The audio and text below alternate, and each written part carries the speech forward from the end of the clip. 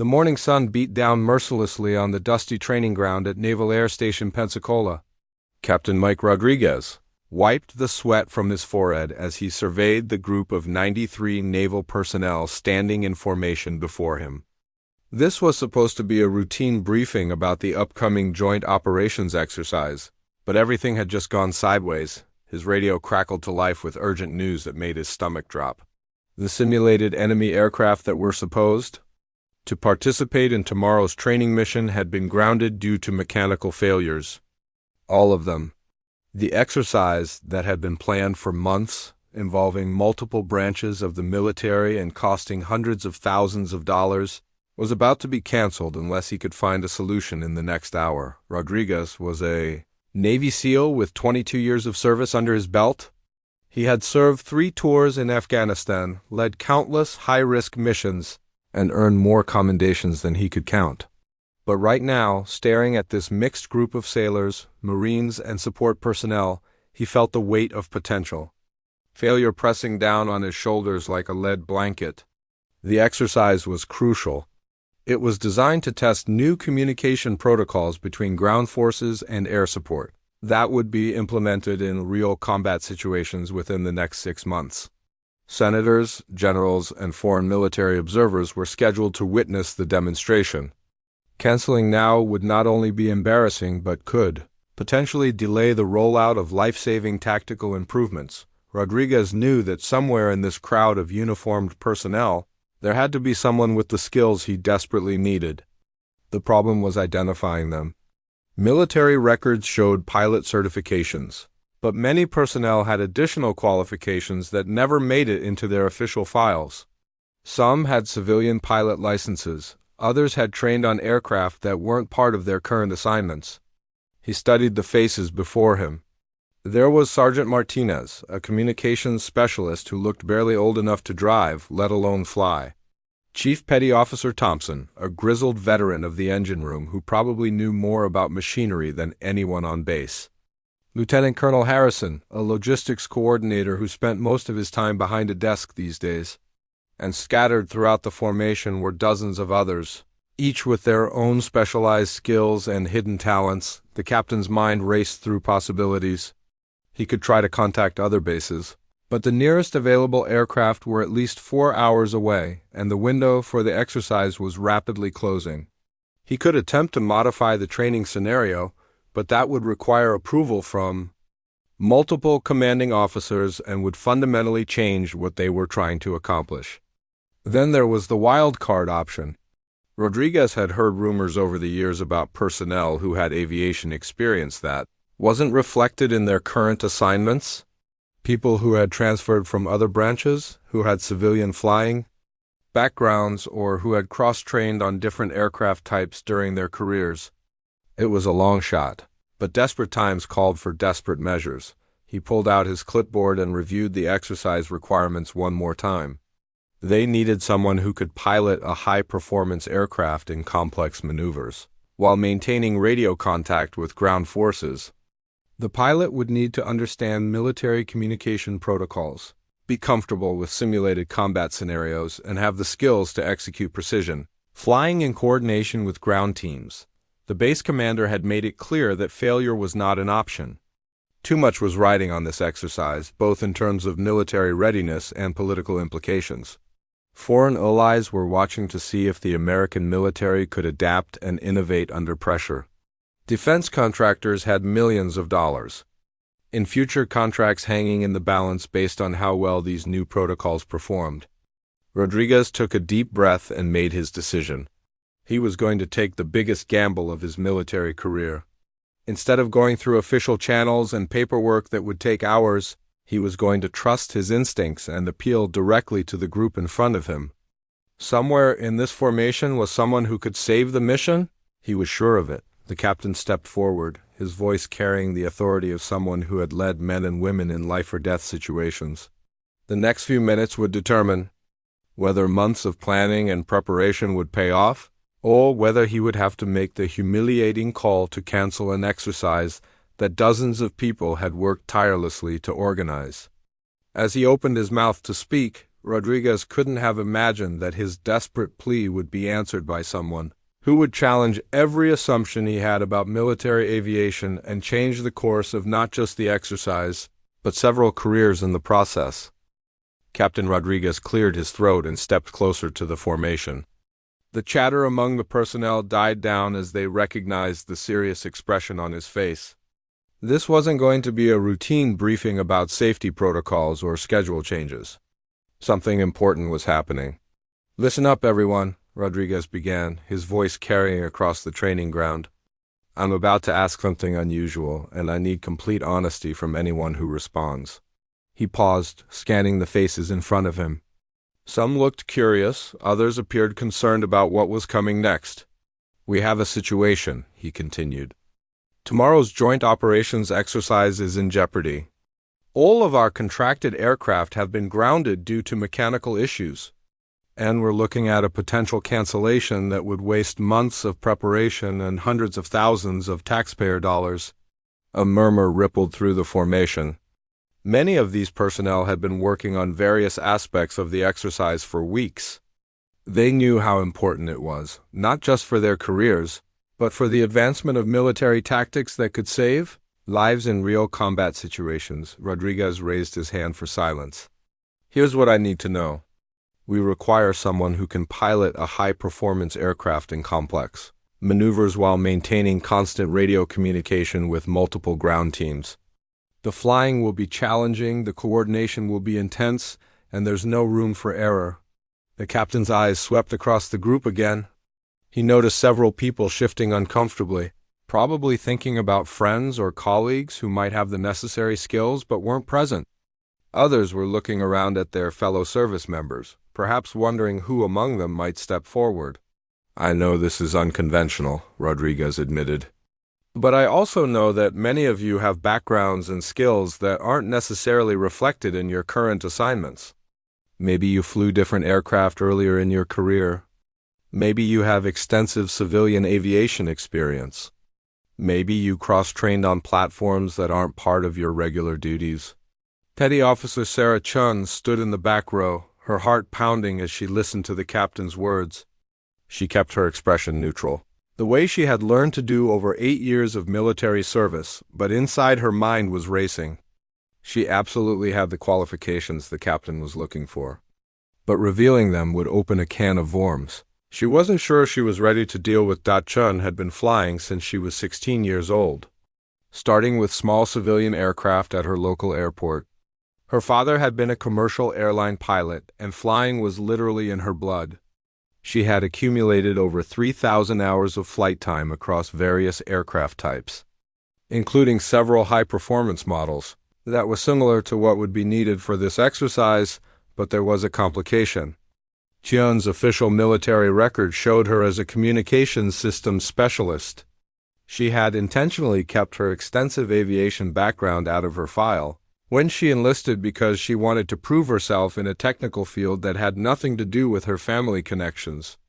She was tired of people assuming she only got opportunities. Because of her father's reputation in aviation circles for 8 years, she had excelled in her chosen field, becoming one of the Navy's top experts in encrypted communication systems.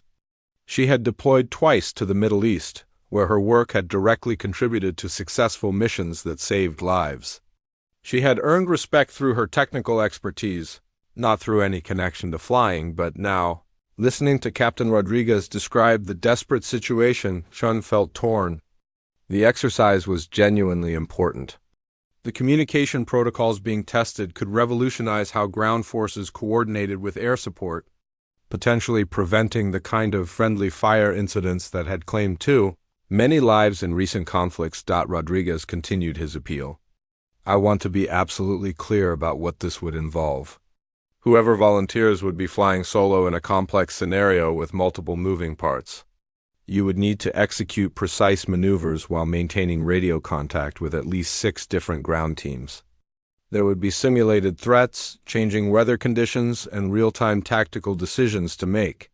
The captain paused, letting the weight of his words sink in. "This isn't a training flight with an instructor sitting next to you. This is the real deal, with real consequences if something goes wrong. But if we can pull this off, we'll be implementing protocols that could save countless lives in future operations. Chun glanced around at her fellow service members. She could see the concern on their faces. Many of them were probably thinking the same thing she was. This sounded incredibly risky, both for whoever volunteered and for the success of the exercise itself. One mistake could turn a training demonstration into a disaster that would make headlines for all the wrong reasons. The petty officer thought about the hundreds of people who had worked on this exercise. She thought about the foreign military observers who were coming to evaluate American military innovation. She thought about the young pilots who would eventually use these protocols in real combat situations.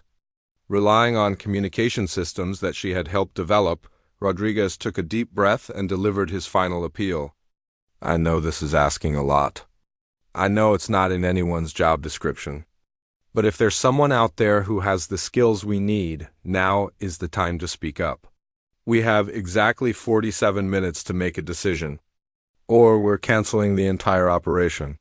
The training ground fell completely silent except for the distant sound of aircraft engines from other parts of the base. 93 pairs of eyes stared at the captain, each person wrestling with their own thoughts about the extraordinary request they had just heard. Chun felt her pulse quickening as the seconds ticked by in silence. The silence stretched on for what felt like an eternity. Captain Rodriguez checked his watch and felt his stomach tighten. 45 minutes remaining. In the distance, he could hear the sound of vehicles approaching, probably the advance team for the foreign military observers who were arriving early to set up their equipment. Several personnel in the formation began glancing at their watches and shifting their weight from foot to foot. The tension was palpable. Everyone understood the gravity of the situation, but apparently no one felt comfortable stepping forward to volunteer for such a high-stakes mission. Rodriguez was beginning to formulate his backup plan, a series of phone calls to other bases, a request for emergency aircraft transfers, and the humiliating conversations with superior officers about why a major training exercise had to be canceled. None of those options were appealing, and all of them would take far longer than the time he had available. Then, from the back row, there was a subtle movement. Petty Officer Sarah Chun took a half-step forward, barely noticeable to most observers, but Rodriguez caught it immediately. His eyes locked onto hers across the formation. Chun felt her mouth go dry as she realized the captain had noticed her slight movement. There was no backing down now. She had unconsciously committed herself to volunteering, and Rodriguez was clearly waiting for her to speak up. The weight of 92 other pairs of eyes seemed to press down on her as word began to spread through the formation that someone in the back was responding to the captain's call. "Ma'am?" Rodriguez called out, his voice carrying a mixture of hope and concern. "Did you want to say something?"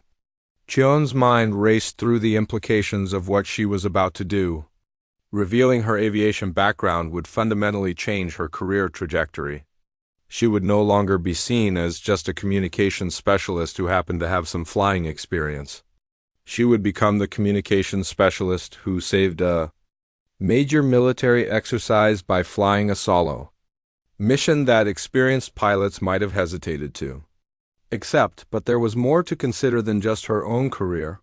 Chun thought about her father, who had always supported her decision to forge her own path in the military.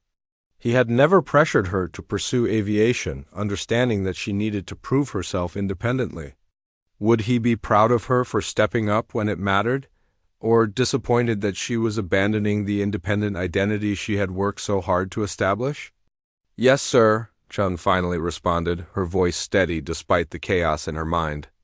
"I believe I have the qualifications you're looking for." A ripple of surprise moved through the formation. Several people turned to look at her more closely. Chun had always been well respected for her technical expertise, but no one had suspected that she had any aviation background. To most of her colleagues, she was the quiet, competent specialist who could fix any communication problem and always completed her assignments flawlessly. Rodriguez felt a surge of relief mixed with apprehension. "Can you be more specific about your experience, Petty Officer?" "Chun, sir." Petty Officer First Class Sarah Chun. She took another step forward, separating herself from the formation. I have over 3,000 hours of flight time across multiple aircraft types, including high-performance single and multi-engine planes. I'm certified for instrument flight rules, have experience with complex airspace navigation, and I'm familiar with military communication protocols from both the ground and air perspectives. The captain's eyebrows rose. That was far more experience than he had dared to hope for. What's your most recent flight experience? Chun hesitated for a moment. This was where things got complicated. I flew a Cessna Citation last month during leave, sir. But my most relevant experience would be the T-6 Texan flights I did during a cross-training program 3 years ago. The aircraft available for tomorrow's exercise has similar performance characteristics. Rodriguez felt his pulse quicken. The T-6 Texan was indeed similar to what they would be using, and 3,000 hours was more flight time than some active-duty pilots had accumulated. But he needed to understand why someone with this level of aviation experience was working as a communications specialist. Petty Officer Chun, help me understand your background. With qualifications like that, why aren't you in an aviation rating? This was the question Chun had been dreading. She could feel the eyes of her colleagues on her, waiting for an explanation that would make sense of this surprising revelation.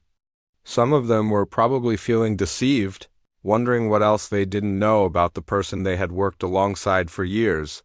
Sir, I chose to specialize in communications systems because I wanted to develop expertise in a technical field that wasn't related to my family background, Chun explained carefully. My father is a commercial airline pilot, and I wanted to establish my own identity in the military without any assumption that I was trading on family connections. The explanation hung in the air as Rodriguez processed what he was hearing. Here was someone who had deliberately chosen a different career path to prove her independence, but who happened to have exactly the skills he desperately needed at this critical moment. And you're confident you can handle the specific requirements of tomorrow's mission? He asked. Chun nodded firmly. Yes, sir. I've reviewed the exercise parameters as part of my communications work, and I understand both the flying requirements and the ground coordination protocols. I can execute the mission safely and effectively. Rodriguez looked at his watch again. 42 minutes remaining. He needed to make a decision, and he needed to make it now. Captain Rodriguez studied Chun's face for several long seconds. In his years of military service, he had developed a keen ability to read people under pressure. What he saw in the petty officer's expression was confidence backed by genuine competence, not bravado or false assurance. Her posture was relaxed but alert, the stance of someone who understood the weight of what she was proposing but wasn't intimidated by it. Petty Officer Chun, step forward, Rodriguez commanded. As she moved toward him, he could see the mixture of curiosity and concern on the faces of the other personnel. Some were clearly impressed by their colleagues' hidden qualifications, while others appeared worried about what they were witnessing. I need to ask some specific technical questions, Rodriguez continued. This isn't just about flying skills. The mission profile requires coordination with multiple ground teams, using encrypted communication channels while executing precision maneuvers in a compressed time frame. Walk me through how you would handle simultaneous radio traffic from 6 different sources while maintaining situational awareness. Chun's response was immediate and detailed.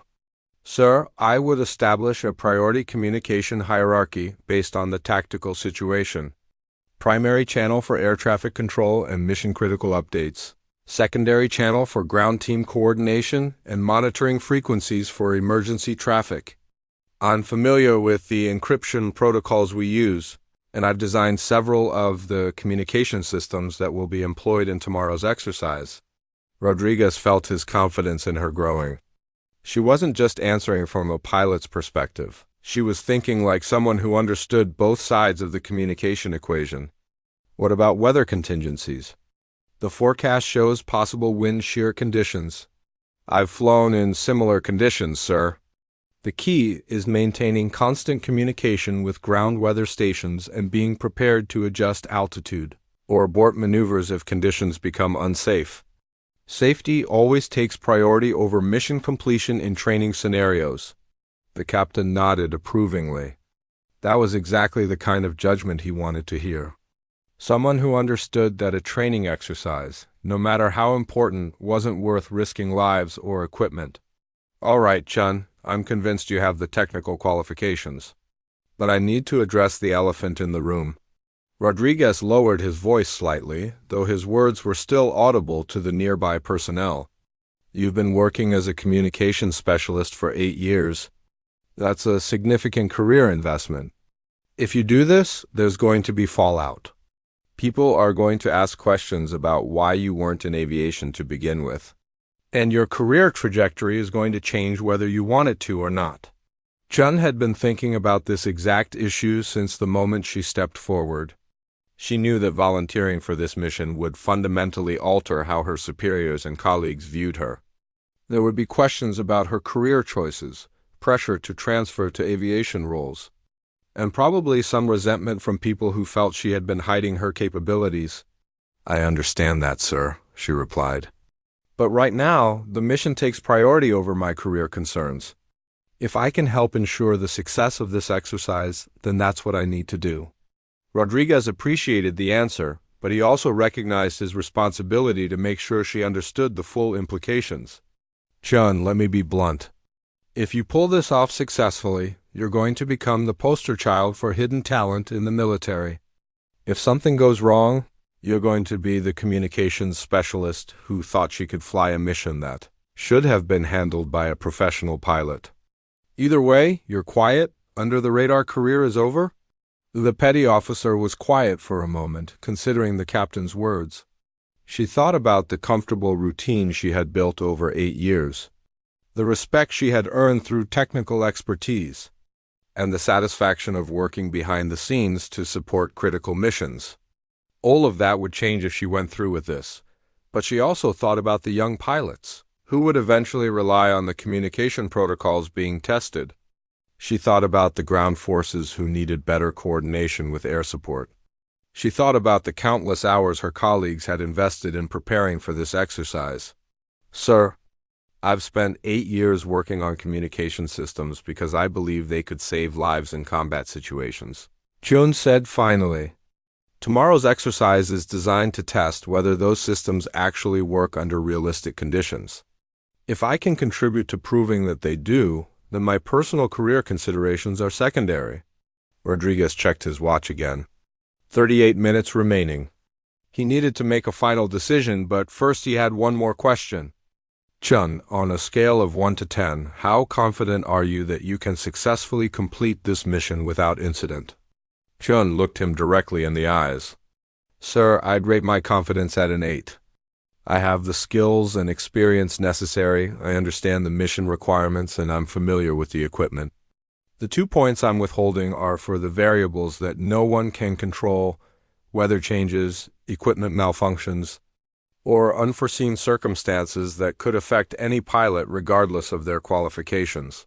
The honesty of that assessment impressed Rodriguez more than a cocky claim of absolute certainty would have. She was confident but realistic, experienced but humble.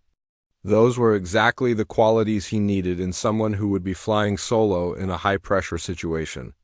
All right, Petty Officer Chun, Rodriguez said, loud enough for the entire formation to hear. You're our pilot for tomorrow's exercise. Report to the Flight Operations Center in 30 minutes for mission briefing and equipment check. The rest of you are dismissed.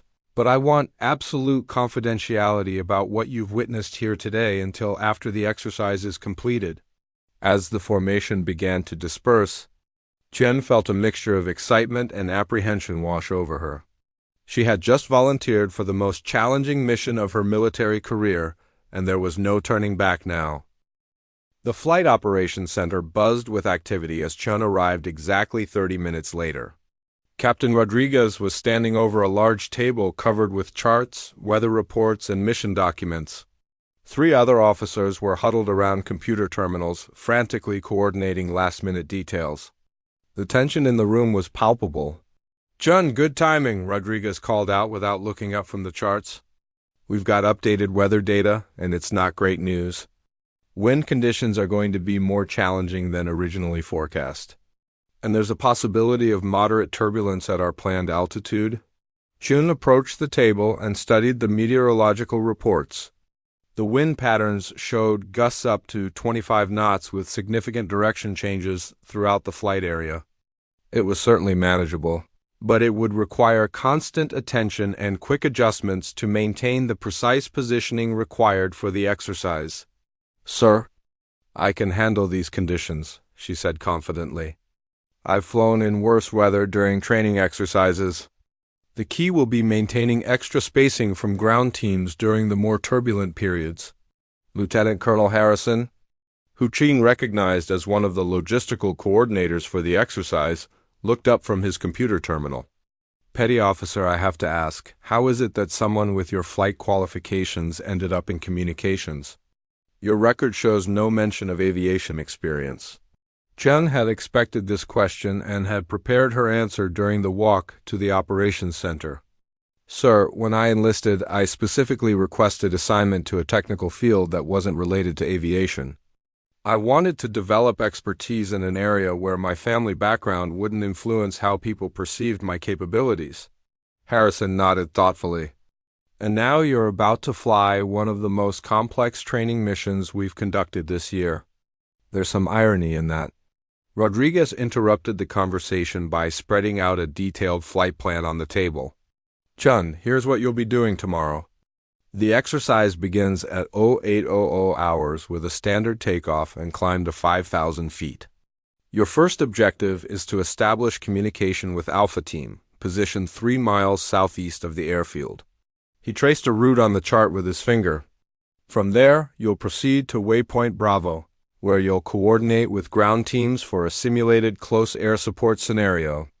This is where things get complicated. You'll have 6 different teams providing target information simultaneously while you maintain precise positioning for simulated weapons delivery." Chun studied the flight path carefully. The route included several challenging maneuvers, including a low-altitude pass that would require split-second timing and perfect coordination with ground controllers. "Sir, what's the minimum altitude for the close support simulation?" 500 feet, Rodriguez replied. "And you'll need to maintain that altitude within plus or minus 50 feet while executing a turn that will put significant G-forces on both you and the aircraft," Chun nodded. It was definitely challenging, but well within her capabilities. She had practiced similar maneuvers during her civilian flying, and the G-forces would be manageable in the aircraft they were using. Major Williams, the base operations officer, joined the conversation. "Petty Officer Chun, I've been reviewing your personnel file, and I have to say I'm impressed by what I'm not finding there. How did you manage to keep such extensive flight experience off your official record?" "It wasn't difficult, sir," Chun explained. "When I enlisted, I was asked about relevant skills and experience. I disclosed my communication and electronics background because that was relevant to my chosen field. My aviation experience wasn't relevant to the job I was seeking, so I didn't include it in my service record." Williams looked puzzled. "But didn't anyone ever ask about hobbies or additional qualifications during your career progression interviews?" Chun smiled slightly. "They asked, sir, and I answered honestly. But when I told them I enjoyed flying small aircraft in my spare time, they probably assumed I meant occasional weekend flights in a Cessna. No one ever asked for specifics about my total flight time or the types of aircraft I was qualified to fly." Rodriguez looked up from the mission documents. "Chun, that raises an important point. Tomorrow's exercise is going to generate a lot of attention. When people find out that a communications specialist successfully flew this mission, there are going to be questions about military personnel management and how we identify and utilize talent." The petty officer understood what he was getting at. Her participation in this exercise would likely trigger reviews of how the military identified and assigned personnel with multiple skill sets. It might lead to policy changes about disclosure of additional qualifications. And it would certainly generate discussion about whether people like her were being underutilized in their current roles. "Sir, I'm prepared for those consequences," Chun said. Right now, my focus is on making sure tomorrow's exercise succeeds. Rodriguez appreciated her attitude, but he also wanted to make sure she understood the bigger picture. Chun, success tomorrow could open doors for you that you might not want opened. There will probably be offers to transfer to aviation specialties, requests for interviews about your background, and pressure to take on higher-profile assignments. Chun had been thinking about these possibilities since volunteering for the mission. The quiet, behind-the-scenes career she had built was about to become very public, and there would be no going back to anonymity after tomorrow. Captain, I've built my career around supporting military operations through technical expertise, she said. If tomorrow's mission helps prove that our communication protocols work effectively, then I'll have accomplished something more important than maintaining my personal comfort zone. Rodriguez checked his watch. Time was running short, and there were still several critical briefing items to cover. All right, let's focus on the mission specifics. Chun, you'll need to be here at 0630 tomorrow for final weather briefing and aircraft inspection. Any questions about the flight plan or communication procedures? Chun studied the charts one more time, mentally rehearsing the complex sequence of maneuvers and radio calls she would need to execute. Tomorrow would be the culmination of years of training and experience, and the success or failure of a major military exercise would rest largely on her shoulders. Dawn broke gray and windy over Naval Air Station, Pensacola, as Chun arrived at the Flight Operations Center at exactly 0630 hours. She had barely slept, spending most of the night reviewing flight procedures and weather reports on her laptop. The weight of the upcoming mission pressed on her shoulders like a heavy backpack, but her mind was clear and focused. Captain Rodriguez was already there, along with several other officers she hadn't met before. The group included representatives from the foreign military delegations who had arrived late the previous evening to observe the exercise.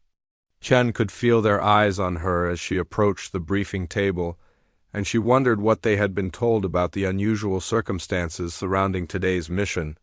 Morning. Chun, Rodriguez greeted her. How are you feeling? Ready, sir, she replied simply.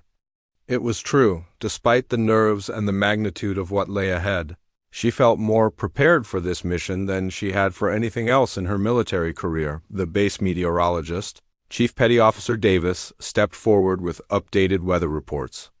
Current conditions are wind from the southwest at 18 knots, gusting to 28.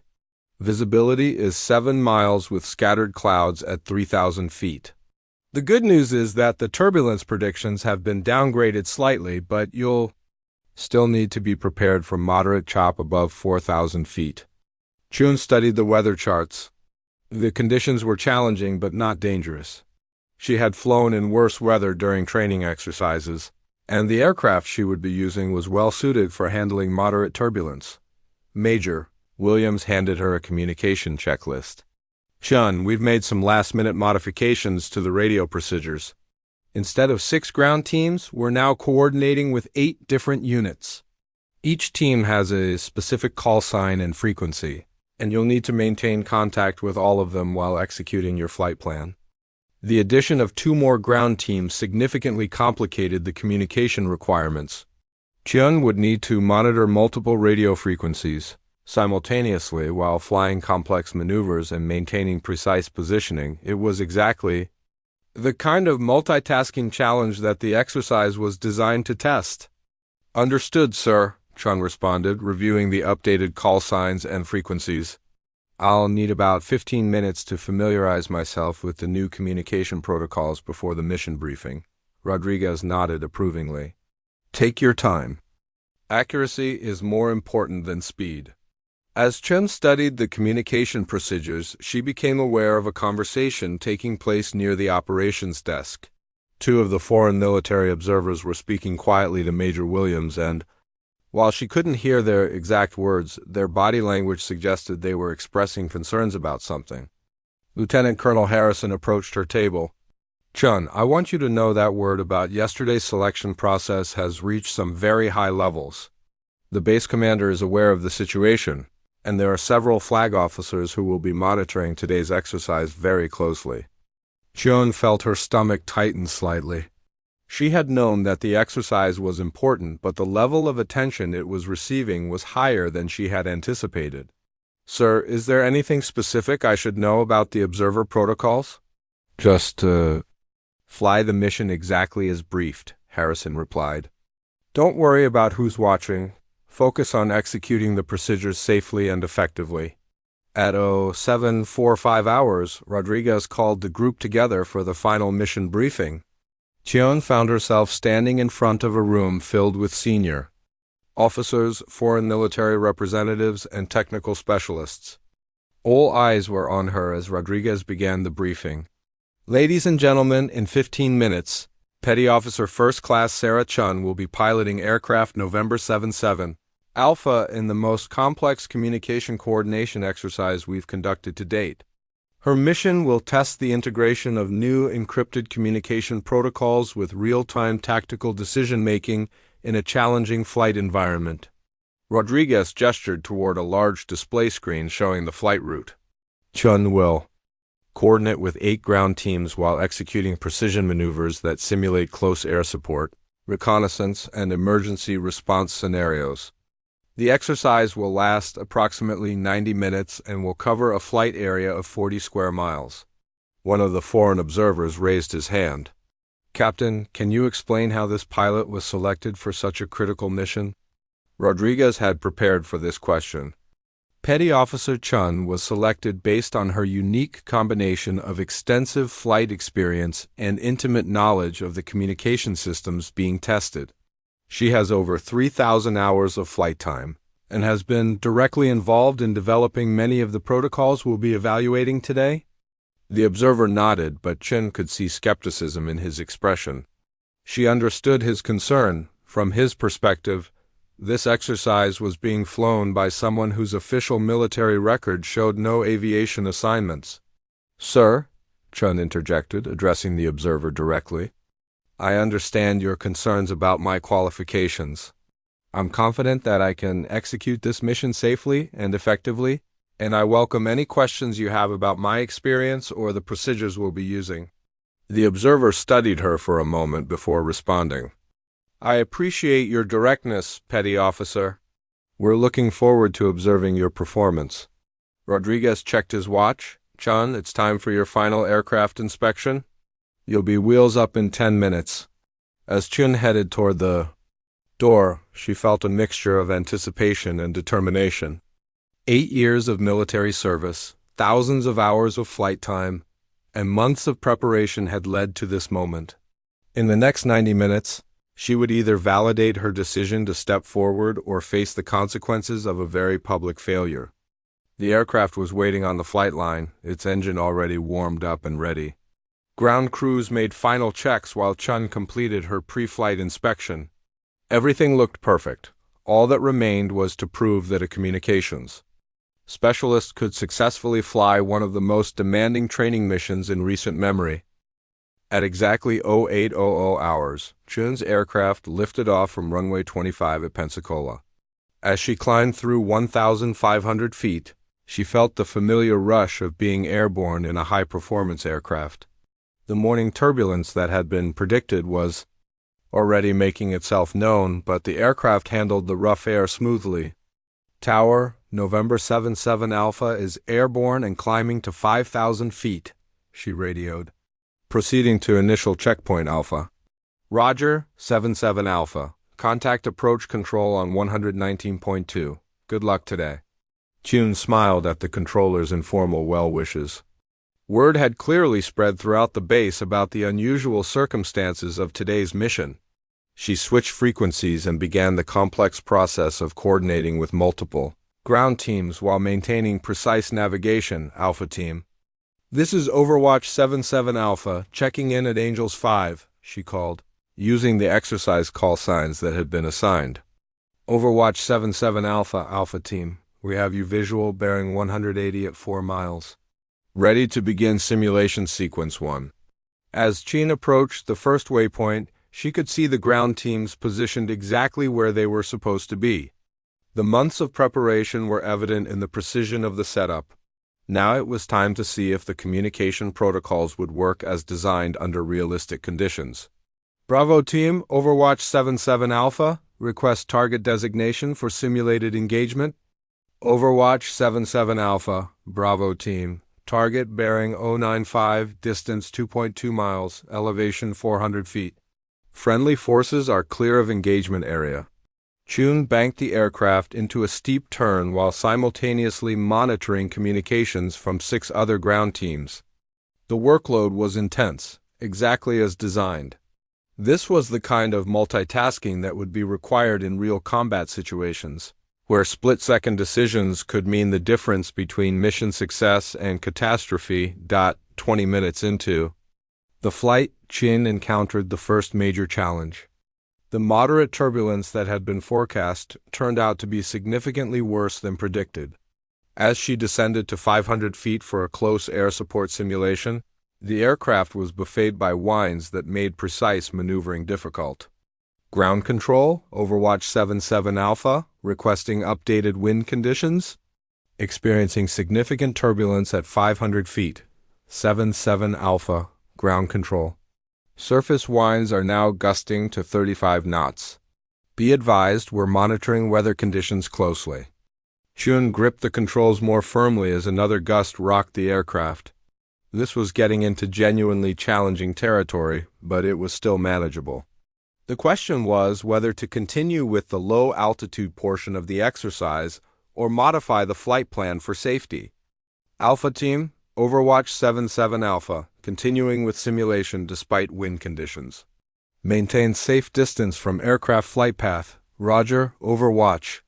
All teams are clear of your area. For the next hour, Chun flew one of the most demanding missions of her career. She coordinated simultaneous communications with 8 ground teams while executing precision maneuvers in increasingly difficult weather conditions. The aircraft responded perfectly to her inputs, and the communication systems performed exactly as they had been designed to do.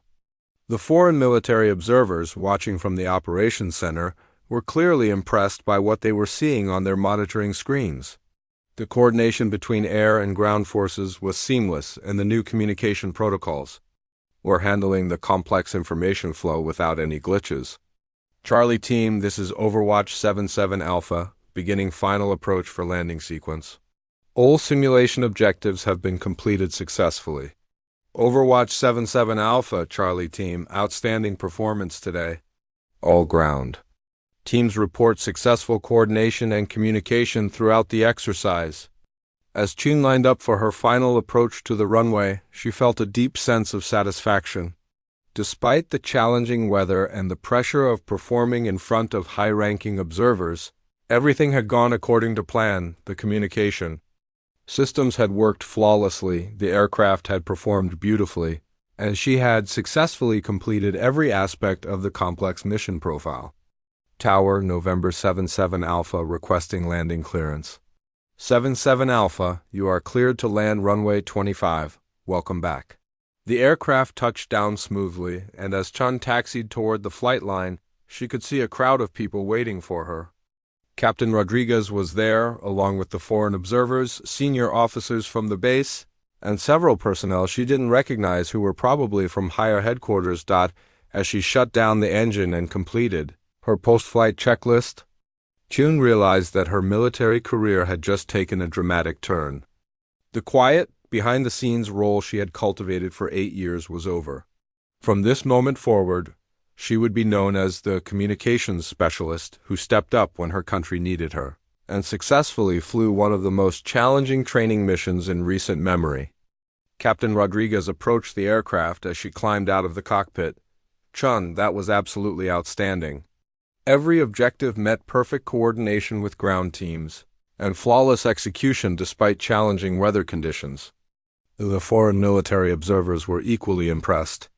Petty Officer Chun, one of them said, "We've observed many training exercises in our careers, but rarely have we seen such professional competence under pressure. Your performance today was exceptional." As the crowd of well-wishers surrounded her, Chun thought about the decision she had made 24 hours earlier to step forward when Captain Rodriguez asked for volunteers. It had been a risk that could have ended her career, but instead it had opened doors she had never imagined. Later that evening, as she sat in her quarters reviewing the day's events, Jun received a message that would change everything once again. She had been selected for immediate promotion and assignment to a new joint task force that would be responsible for implementing the communication protocols she had helped test.